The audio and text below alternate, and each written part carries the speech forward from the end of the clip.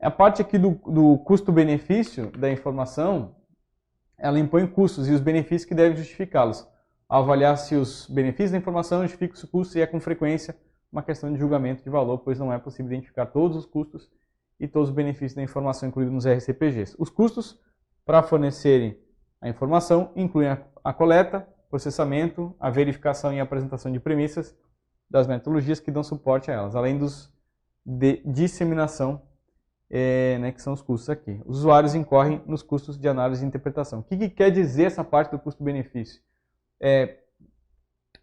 Quando o profissional da contabilidade tem, por exemplo, alguma dúvida em como vai colocar uma informação numa demonstração contábil ou num relatório, um RCPG, ele avalia de fato o custo-benefício para se produzir aquela informação para colocar num relatório. Por exemplo, a entidade do setor público tem que colocar no seu patrimônio, lá na parte de bens de imobilizado, por exemplo, coloca lá os seus imóveis que tem, prédios. Tá? Mas qual é o custo daquele prédio? Como que eu consigo mensurar aquele valor? Eu tenho que chamar um profissional capacitado, tenho que fazer avaliações, tenho que fazer medições. Então, essa questão do custo-benefício para conseguir reunir essa informação e colocar no RCPG que é uma questão de julgamento de valor, que chama aqui também de julgamento profissional, que vai do profissional da contabilidade julgar o custo-benefício de trazer essa informação para um relatório. E essa é uma informação que pode afetar a característica qualitativa da informação contábil, porque vai depender do julgamento profissional e o profissional contábil vai dizer ou não se colocar aquela informação tem uma boa relação custo-benefício. Então, é mais ou menos nessa linha. Outra questão que pode, como a gente diz aqui, que pode restringir uma informação contábil, ou dificultar uma informação qualitativa, é o equilíbrio aqui das características qualitativas. Então a gente tem lá, tinha 5, né? Conteve. Então a gente tem as características qualitativas, elas funcionam conjuntamente para contribuir com a utilidade da informação. Beleza. Por exemplo, nem a descrição que represente fielmente um fenômeno irrelevante, nem a descrição que represente de modo não fidedigno um fenômeno, resulta em informação útil. Então, se eu estou representando um fenômeno irrelevante e de modo não fidedigno, essa informação não é útil. Tá? Do mesmo modo, para ser relevante, a informação precisa ser tempestiva e compreensível, ou seja, o ideal para uma informação contábil útil é que ela reúna todas aquelas 6 características qualitativas, que é o conteve. Só que em alguns casos, o equilíbrio, ou a compensação, vai gerar alguns trade-offs, que é o equilíbrio e a compensação entre as características qualitativas, podendo ser necessário para se alcançar o objetivo da informação contábil. Então, vamos lá, eu estou numa situação, eu profissional da contabilidade, que para eu produzir uma informação na minha contabilidade e aí colocar ela na RCPG, eu posso dar ela de maneira tempestiva, tem que colocar agora, para o gestor poder tomar a decisão, responsabilizar alguém ou até prestar contas, mas eu não tenho muita certeza se aquela informação ela é compreensível, por exemplo. E aí eu vou acabar pecando um pouco numa característica qualitativa que é a compreensibilidade, só que ela vai ser tempestiva. Então, é uma questão que o equilíbrio entre as características qualitativas podem afetar um pouco a informação contábil. O ideal é que todas as 6 características qualitativas fossem 100% bem representadas ali para a gente ter uma informação bem útil, mas às vezes o profissional acaba pecando um pouco numa característica qualitativa e dando mais ênfase à outra. É a questão do custo-benefício, um pouco de custo-benefício que a gente tinha falado, e também do equilíbrio aí das características qualitativas. Tá? Então, recapitulando, as restrições inerentes à informação, elas são a materialidade, tá? Que é quando a omissão ou distorção pode influenciar o cumprimento do dever de prestação de contas e responsabilização. Custo-benefício, deve-se avaliar então se os benefícios da informação justificam os custos. E o alcance do equilíbrio apropriado entre as características qualitativas, que é se ela pode ser tempestiva e compreensível. Tá? Então, é o tal do MAC, que a gente tinha falado, que é materialidade, alcance e custo-benefício. Tá? Cobro muito isso em prova? Não muito, mas quando a gente fala de estrutura conceitual, é basicamente as características qualitativas e as restrições inerentes às características qualitativas. RE conteve e o MAC. Fora isso, tem a outra grande parte da estrutura conceitual, mas essa parte mais assim subjetiva, assim, ela acaba sendo realmente essa parte que é um pouquinho mais difícil, tá? Na estrutura conceitual, a gente já viu o que são os RCPGs, já viu o objeto, o campo de aplicação, as características qualitativas. Só que a gente não falou ainda da estrutura conceitual, da parte que ela aborda quem são as entidades que reportam essa informação contábil, tá? Então, a entidade do setor público que reporta informação contábil, ela é um ente governamental ou outra organização, programa ou área identificável de atividade, tá? Que elabora os RCPGs. Lembrando aqui, difere um pouquinho da questão do campo de aplicação, que a gente tinha falado dos governos, né, municipal, estadual, federal, distrital, e daí dos órgãos, secretarias. Aqui fora fala também que um ente governamental, entidade do setor público, que reporta informação, é uma entidade governamental ou outra organização, e fala até de programa. Então, um programa, por exemplo, ele pode lançar um relatório. Isso pode ser considerado, por exemplo, um RCPG, portanto, aquele programa é uma entidade que reporta informação contábil lá para a estrutura conceitual. Então, pode compreender duas ou mais entidades que apresentem as RCPGs como se fosse uma única entidade. E aí essa entidade ela é referida como um grupo de entidades que reportam informação. Só para dizer que duas entidades podem emitir uma mesma RCPG, tá? Basicamente isso. E quais são essas características-chave da entidade do setor público que reporta informação? Ser uma entidade que capta recursos da sociedade, ou em nome da sociedade, tá? E utiliza esses recursos para realizar atividades em benefício dela. Então, essa primeira característica-chave, de fato, é bem tranquilo, né? Então, uma entidade pública ela vai captar esses recursos e, em nome da sociedade, ela vai utilizar. E existir usuários de serviços ou provedores de recursos dependentes de informações contidas nos RCPGs para fins de prestação de contas e responsabilização. Então, duas características chaves aqui da entidade do setor público que reporta informação. Usuários de serviços ou os provedores de recursos, tá? Eles são usuários primários do RCPG. Teve prova já cobrando quem são os usuários primários? Teve, mas é um pouco raro, tá? Então, usuários de serviços, nós, sociedade em geral, e os provedores de recursos, que também acaba sendo os cidadãos também, eles são os usuários primários dos RCPGs. Consequentemente, uma característica-chave da entidade do setor público que reporta informação, inclusive o grupo das entidades, é a existência de usuários de serviços ou provedores de recursos que são dependentes do RCPGs para fins de prestação de contas, responsabilização e tomada de decisão. Então, se a entidade do setor público é uma característica-chave, é ser uma entidade que capta recursos da sociedade e em nome dela utiliza, deve existir usuários das informações que são dependentes dessas informações. E esses usuários, chamados de primários, eles são os próprios usuários de serviços e os provedores, aqueles que provêm, que dão o recurso para as entidades do setor público. Aqui a gente está chegando na outra parte da estrutura conceitual. Tá? Basicamente, esse primeiro encontro aqui, a gente fala muito de estrutura conceitual, tem muita coisa lá. Tem bastante coisa no MCASP também. A gente acabou não falando do MCASP, mas o Manual de Contabilidade Aplicada ao Setor Público, MCASP, divulgado pela STN, ele traz muita coisa do que tem na estrutura conceitual e nas outras NBCTs. Basicamente é um baita manual, né, que você deve conhecer, gigante lá da STN, dividido em 5 capítulos, em 5 partes. Tem a parte final também, que seria uma sexta parte, mas que traz toda a estrutura conceitual e todas as outras NBCTs, que eu acho que agora tem 20 alguma coisa de NBCT. Então, essa parte aqui é bastante encontrada e cobrada também conforme está na estrutura conceitual e conforme está no MCASP. Tá? Agora são 8. A gente está entrando numa outra parte. Quer seguir ou quer banheiro, dar um stop? Tá frio? Então, cadê o controle?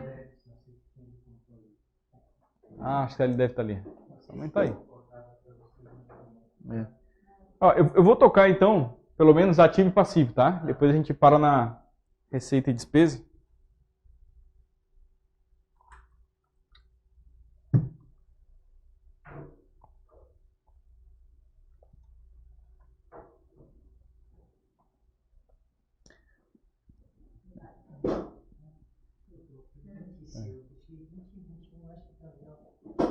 Aqui não tá chegando. Não tá chegando? Não, aqui não. Não tá, então. Não tá chegando, pode ir.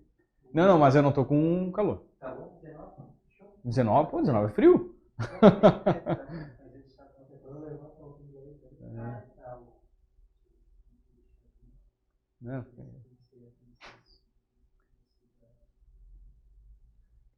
Que vocês decidirem, tá bom. Esse vai lá para aqui, ó.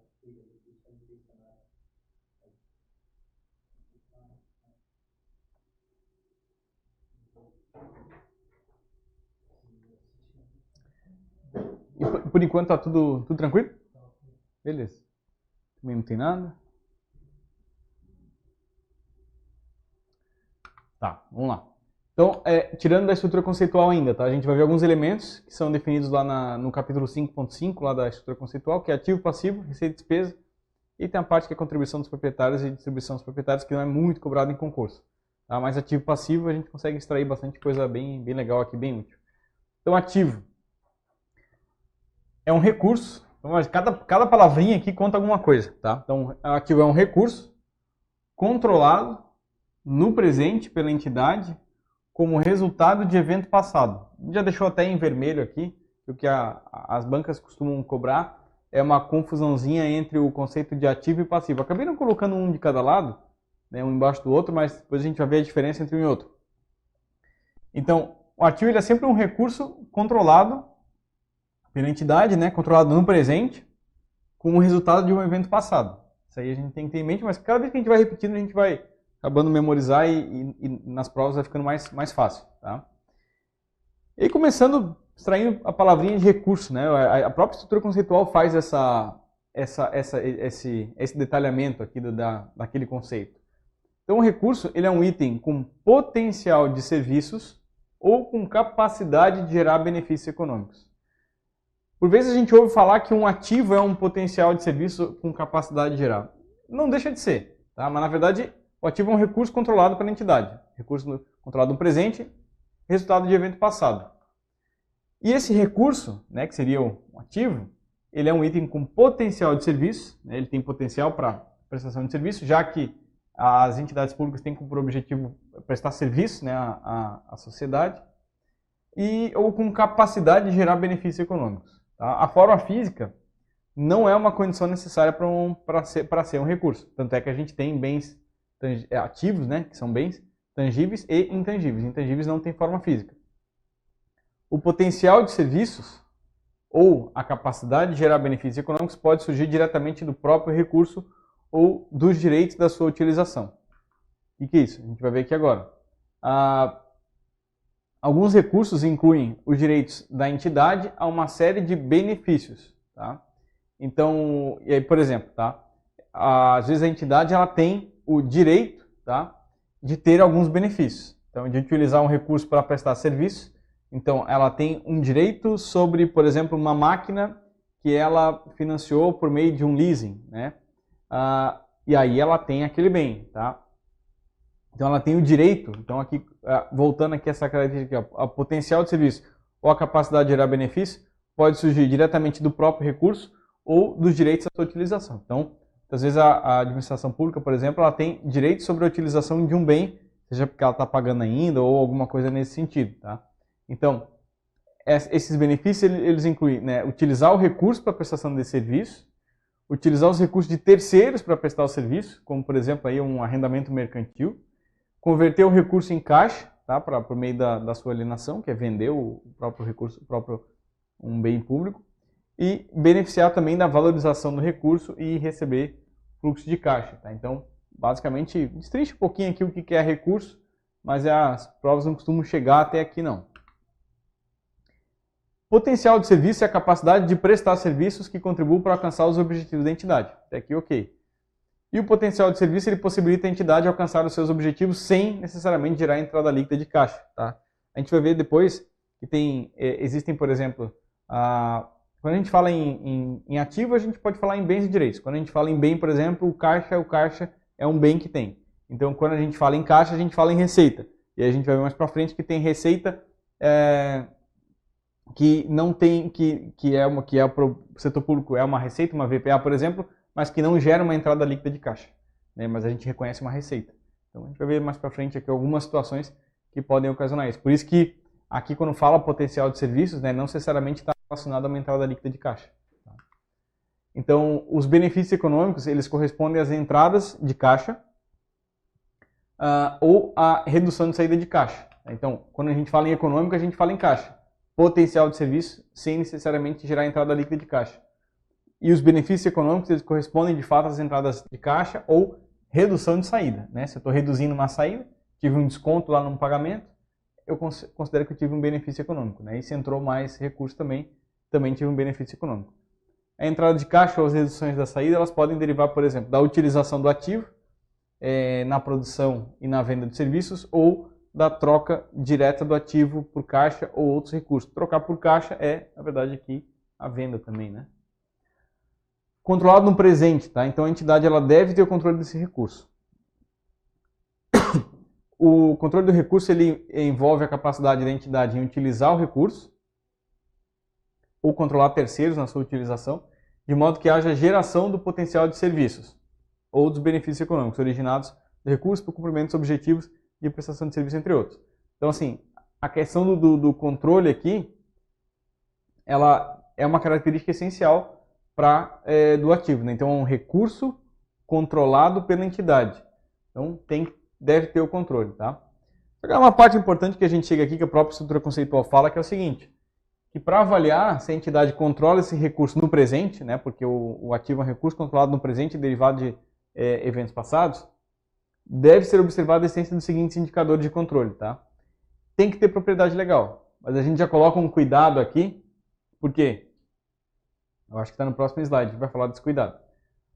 Então tem que ter propriedade legal. Como é que se sabe que uma entidade controla o recurso? Pela propriedade legal, pelo acesso ao recurso. Então se ela não tem acesso a esse recurso, ela não controla. Ela é obrigada a ter acesso para dizer que controla.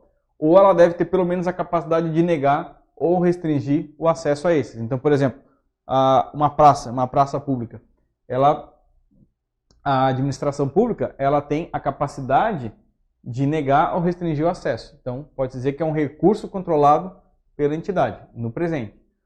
Meios que assegurem que o recurso seja utilizado para alcançar os seus objetivos. Então, o recurso ele deve ter algum meio que ele vai ser, que assegura aí a sua utilização.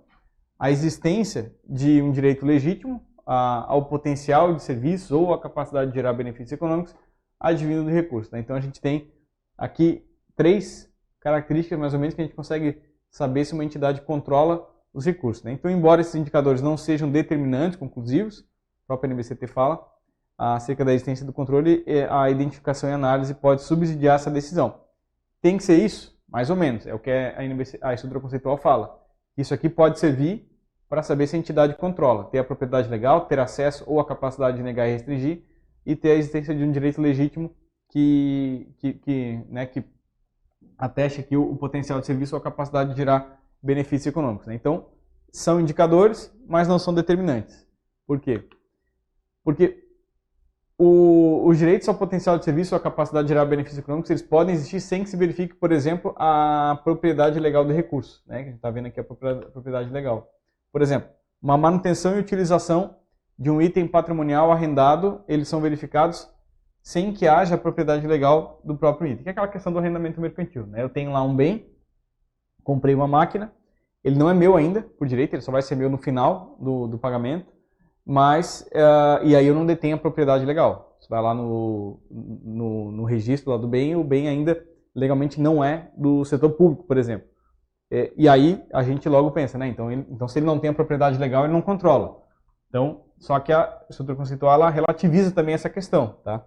Então a propriedade legal do recurso não é uma característica essencial de um ativo, tá? No entanto, a propriedade legal ele é um indicador de controle. Então todos esses aqui eles são indicadores de controle, tá?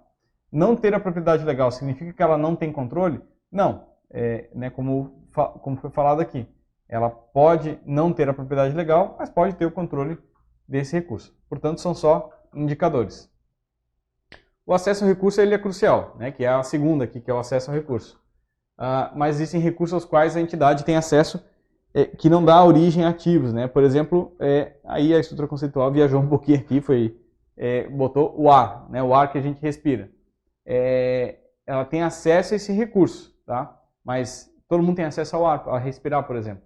Mas se esse recurso ele não dá origem a ativos, não é aí uma característica do acesso, né? Que pode negar ou restringir também.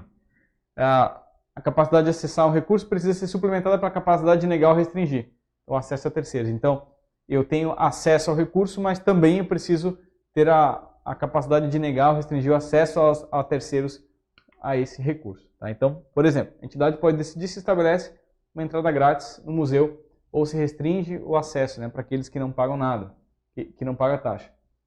Então, pode liberar o acesso gratuito ou pode dizer que paga taxa. Então, ela tem direito a esse museu público, é um recurso e está sendo controlado pela entidade, porque ela está conseguindo restringir o acesso de terceiros. E outro exemplo que o governo pode controlar um recurso natural sobre o seu território, né, o qual pode restringir o acesso a terceiros. Evento passado.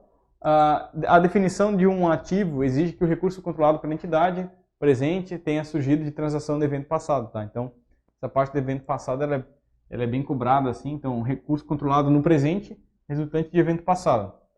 As entidades podem obter ativos por intermédio de sua compra com transação com contraprestação ou transação sem contraprestação, inclusive por meio do exercício de direitos soberanos. Então, é possível que algumas transações ocorram sem uma contraprestação, sem um pagamento, por exemplo, e outras com contraprestação. Se eu trago um exemplo aqui, mas exemplo de transação sem contraprestação. Os impostos que a gente paga. A gente paga imposto para os governos e os governos eles obtêm essa receita e, assim, juridicamente nessa relação eles não têm a obrigação de já conferir uma contraprestação. Ó, paga imposto para eu te dar um item específico. Não, paga imposto para que a sociedade inteira tenha direito a acesso à educação, saúde, segurança pública e tudo mais. Então essas são consideradas transações sem contraprestação. Recebimento de imposto da administração pública, transação sem contraprestação. Com contraprestação, quando a administração pública, por exemplo, compra ou vende, né, aliena algum de seus bens. E aí de fato há uma troca um para um ali naquela relação. Então, evento passado, tá? As entidades elas podem obter ativos por intermédio da compra com contraprestação e sem contraprestação. Passando um pouquinho aqui da parte do ativo, né, a gente já entra na especificidade do ativo circulante e não circulante. É bem iniciante, né, então a gente pode até passar rápido por essa parte, mas a estrutura conceitual traz aí a definição do circulante e não circulante. Os ativos devem ser classificados circulante e não circulante quando satisfizerem a um desses critérios. Tá? Se eles estiverem disponíveis, como circulante, estiverem disponíveis para realização imediata, e tiverem a expectativa de realização de até 12 meses após a data das demonstrações contábeis. Tá? Então,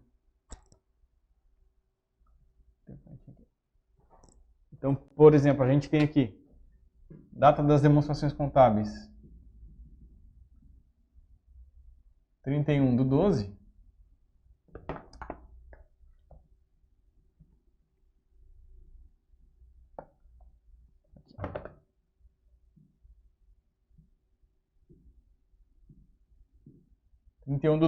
Né? Então, essas são as demonstrações contábeis de X1.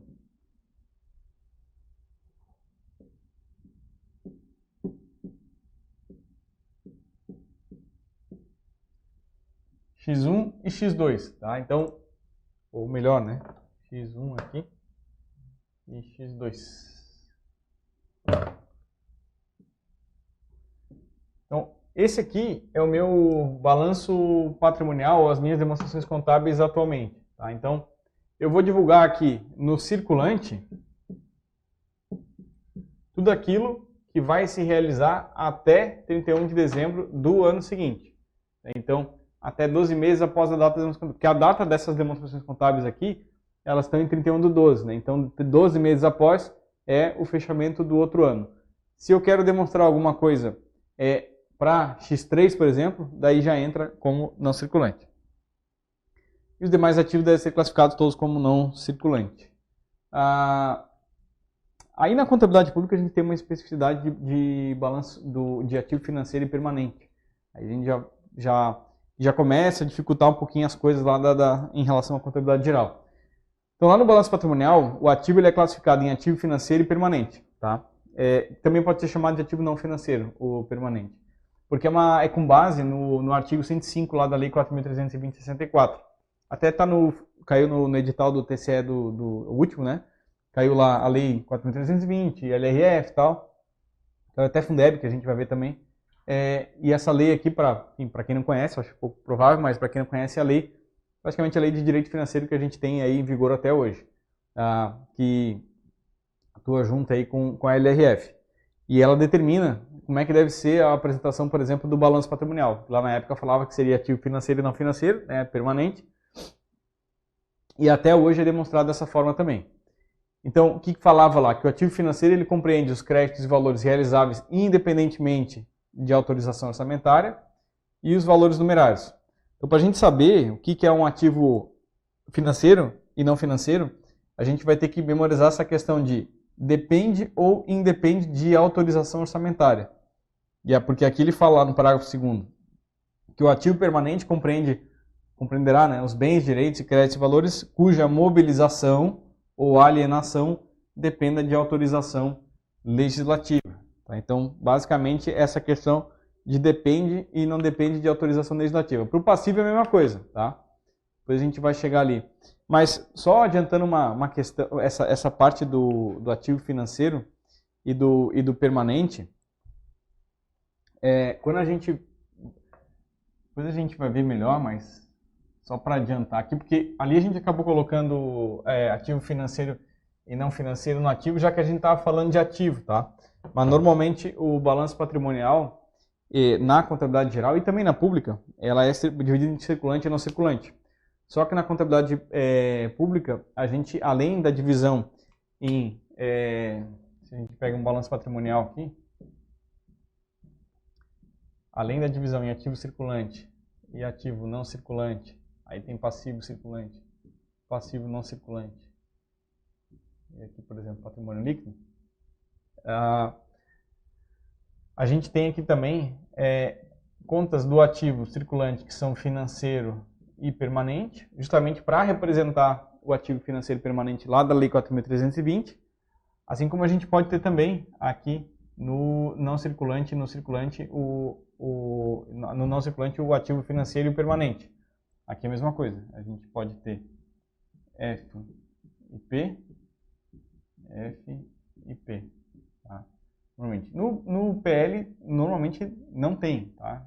Contas do PL com atributo F, que a gente chama de atributo FP, não tem. Mas tanto no ativo circulante, não circulante, passivo circulante, não circulante, a gente tem alguns atributos aqui que a gente chama de financeiro e permanente, justamente para identificar aqui o que são ativos e passivos financeiros e permanentes. Depois a gente vai ver com mais detalhe como é que se faz essa contabilização, tudo. Mas isso é justamente para atender o balanço patrimonial da 4.320, que até então ele era, de fato, feito como ativo financeiro e ativo permanente. Ele era dessa forma aqui, ó, aí o passivo financeiro e o passivo permanente.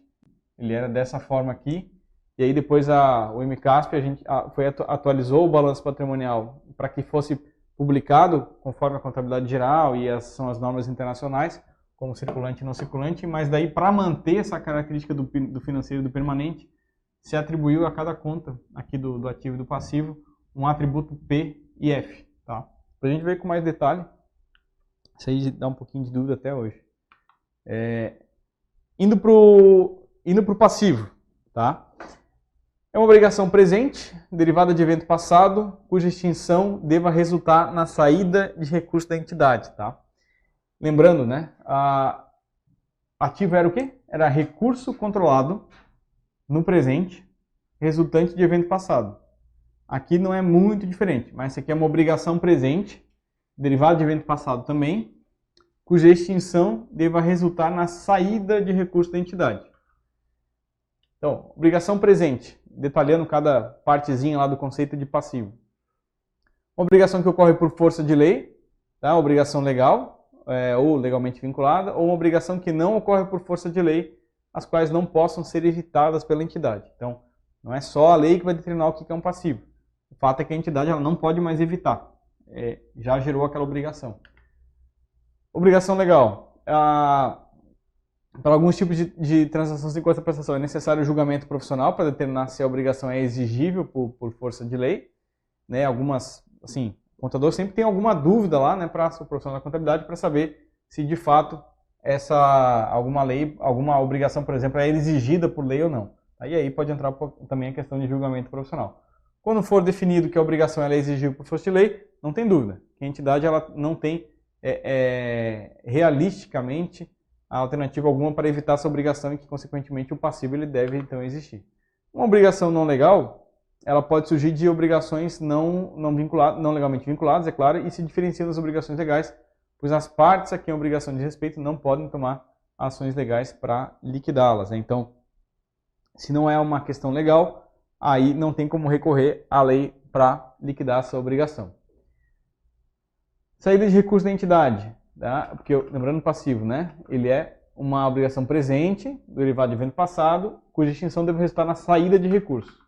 Quando a gente fala de saída de recurso, passivo ele deve envolver uma saída de recurso da entidade para ser liquidada ou extinta. A obrigação que pode ser liquidada ou extinta sem a necessidade de um recurso não é um passivo. Tá? Então, se eu consigo liquidar uma obrigação sem que saiam recursos, e lembrando, não só financeiros, pode ser um ativo, por exemplo, posso trocar um ativo por um passivo por um ativo. Se não vai sair recurso, não é um passivo. Então tem que estar bem completinho conforme o conceito ali de passivo, né? Cuja extinção espera-se que resulte na saída de recurso da entidade. Aí tem uma observação, né? Os termos liquidado ou liquidação não se confundem com os termos lá correspondentes utilizados na execução orçamentária conforme a legislação sobre orçamento, né? Só fazendo um parênteses, lá no orçamento a gente tem empenho, liquidação e pagamento. A parte liquidação não quer dizer a fase da liquidação da despesa. Quer dizer o fato mesmo de liquidar, de acabar com aquele passivo, de pagar aquele passivo.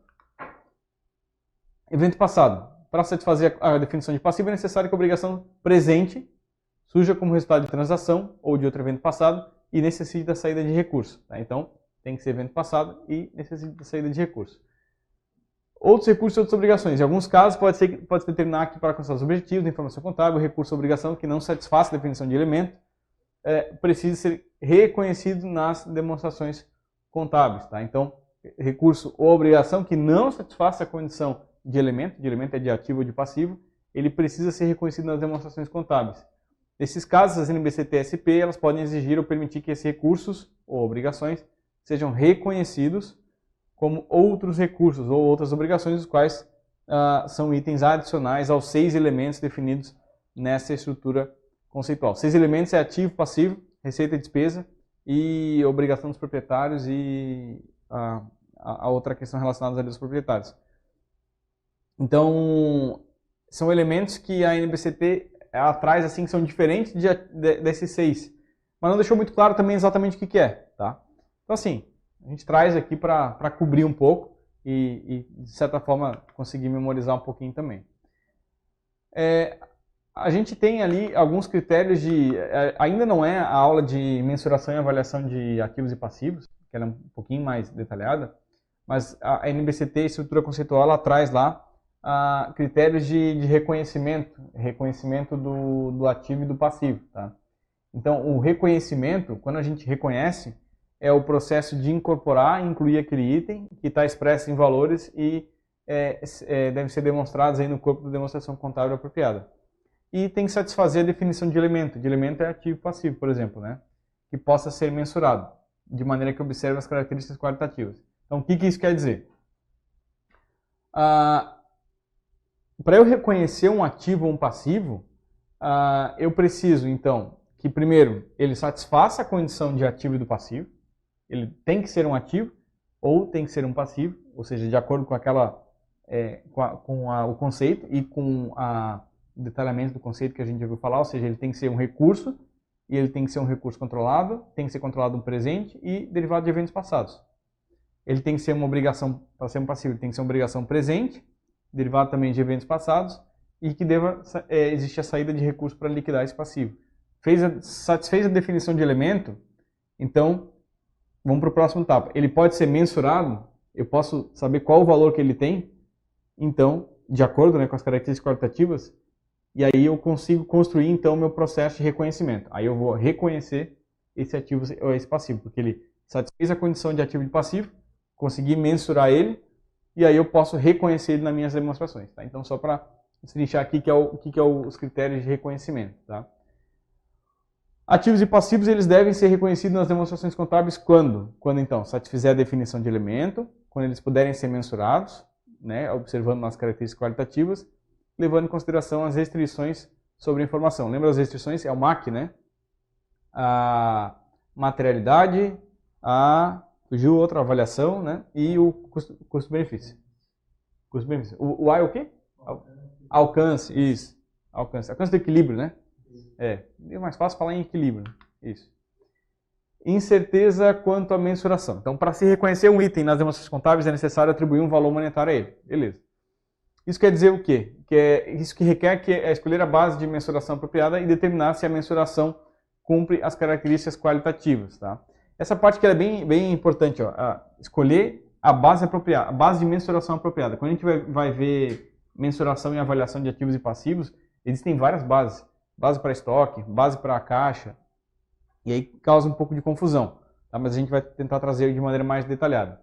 Então, requer então escolher uma base de mensuração. Então, como é que eu vou atribuir um valor monetário a ele? Tem diversas formas, né?